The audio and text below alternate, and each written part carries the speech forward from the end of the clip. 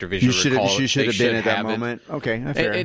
That's only a nitpicky thing. In no way does it ruin it, but technically that's not correct. Yeah, if it's one of those things where if she agreed with it, it should be, all right, the hunt happened. If she didn't agree with it, the hunt happened, and I had problems with it, something like that.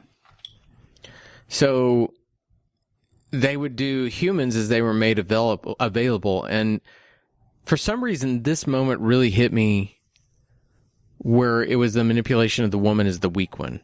Now she's going to divulge the truth that is the touchy thing. Yes, we did cut on humans. That Cornelius couldn't have said earlier about what their society was like. Right, that for some reason, because she's been drugged with this extra grapefruit plus. Yeah, whatever. No, grape juice plus.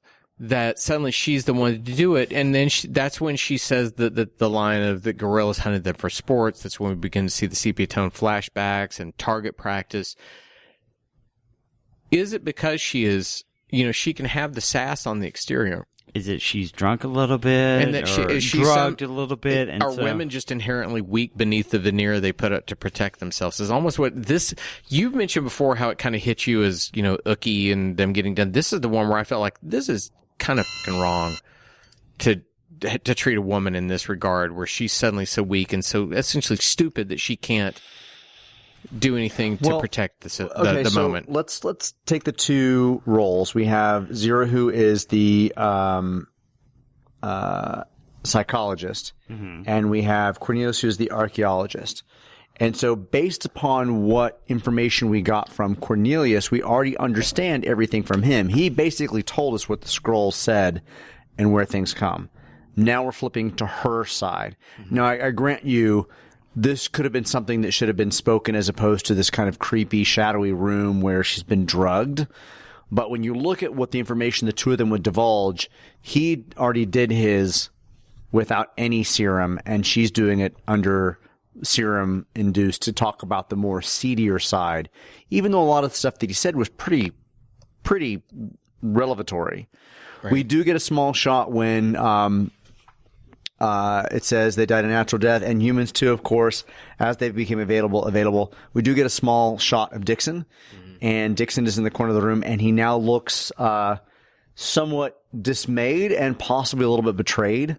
He looks a little angry that he's just now hearing this from Zira. Right. It's a very quick cut, but you see him just kind of look like he's alarmed, but he's not alarmed at the situation. He's alarmed at what's being divulged because he looks like he was just not involved in that conversation. So she also begins to, and I have a note of this, and I'm tossing you to the Wolf Searcher, but she begins to be very verbose under the effect and starts giving details of everything. Correct, yeah. Can we read through do you have that right in front of you, the kind of list that she just starts to toss out? So after saying the Army used some of the target practice, we could take our scientific pick of the rest.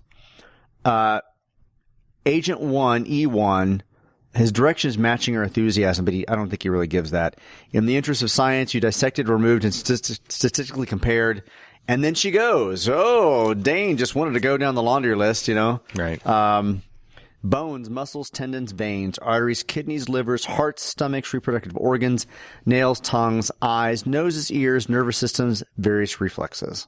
So, in that list, and the reason I wanted you to read that, is there what we do to mice and things like that? Is there anything that's different than what we do to mice? I had that saying, man, is she going to list every anatomy part? Again, she's not said that the scientists kill them, just that they use them once they're already dead. And we even take human corpses. How many people, donate their body to science to help figure us out how it works after you're dead. Help somebody afterwards. That doesn't mean she killed them. There's no incrimination, and she is doing nothing to say that she's guilty of anything. She's just saying what happens after they're dead. However, what Dane does to an audience who's not just breaking this apart minute by minute is it suddenly feels like an invasion. It's horrifying. It's an invasion of the human life cycle that you're used for that. Why are these animals killing us? It's always this.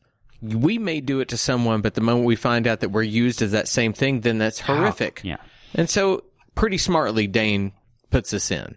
But I do agree that if I were just kind of from a clinical aspect listening to what she was saying, like, okay, Yeah. all this makes sense. Even the stuff that I mentioned Cornelius earlier about his like prophecy about what happens to humans and all the stuff, and they rose up and so on. Right. I'm like, cool. That makes sense to me. Yeah. Like I understand everything that's going on. There's nothing about that this is horrific, except that it's now been turned around on the humans, and they're horrified that this would happen to them. You know, again, I think that the bigger thing that could be horrific to the humans is if they begin to ask what happened to Taylor. Yeah. What is this? Well, Agreed, what happened yeah. to his other person? What happened we to performed us a in the lobotomy. future, yeah. We sent someone out there and you performed a lobotomy. There is That's something the where they issue, could, and they don't even touch on it. And I mean, this minute does get into the nose, ears, nervous system, various reflexes of the dead. Dun, dun, And it dun. ends with no of the living, right? That's how Right. this minute ends. So we do get into this idea that that humans are actually alive when this happens. I mean, that's how we're going to end this week out. We're ending this week out with future this idea minutes. of like of the living. That's the revelatory moment of this minute. by the way, we all this episode needs to be just called "Use Your Words" because we have all found moments of Stumbled like, and "Bleh." fluttered and But I want to reiterate what Richard said. We all really do like this movie, especially compared to the last, but it's one of those, again, I don't know that you can do a movies by minute and not begin to find the faults in something. I think even with Citizen Kane, you can begin to say, well, that's Well, of course, but an you know, accuracy to what you just said over So here. tell you me- get the benefit of being the first one to do everything that Citizen Kane does. True. You know, So You tell have to me take that into how effect. more powerful it would have been if she said, we take our scientific pick to the rest, and the entrance of science you dissected or removed and statistically compared the living or the dead. No, of the living. You can't do reflexes of the living. Bones, muscles, tendons, veins, arteries. Can you imagine if she'd started that entire line with of the living and then move into that? How horrific it would have been to the audience? Yeah. Just a but thought. they were trying to No, I save totally- her instead of condemn her. Dane is walking that fine line of, how do I expose the horror of the truth of what the Planet of the Apes is and what you did to people, but at the same time, I need you to be my hero. And so he has to kind of straddle that line. And he does a pretty masterful job, really, when I think that to the average moviegoer, you aren't thinking like this. Right. And you're just buying the story, oh, they did it to us. And But we do it to lab animals as well, right? but in the 70s, did you talk like that? No one really gave a Probably shit. not. Well, I I mean, didn't who care. knew how they were comparing movies like this to serial movies like Abbott and Costello Meet the Mummy or versus Right. Frankenstein? Well, this is pretty shocking compared to Yeah, something so like that. you're yeah. getting another movie comparison of you're getting more Planet of the Apes. How was that compared to you're getting X versus X or X meets Y? Right. I don't know. Well, I guess that the only way we'll ever find out is if we watch Find the out, rest of this talk movie. about it on Monday. Yeah. All right. All right, tomorrow we're back with another In Between. This one's kind of fun where we talk about the expectations when people say things to you about, do you want to watch this? What do you think? It's about a lot of new shows that come out, and are you underwhelmed? Do you like it? What do? Do you keep going on? So tune in tomorrow. Listen to that. We'll be back on Monday with more Minute of the Apes, and I promise you, we will be rested, we won't be drunk, and we'll actually use our Well, no, words. I don't promise that.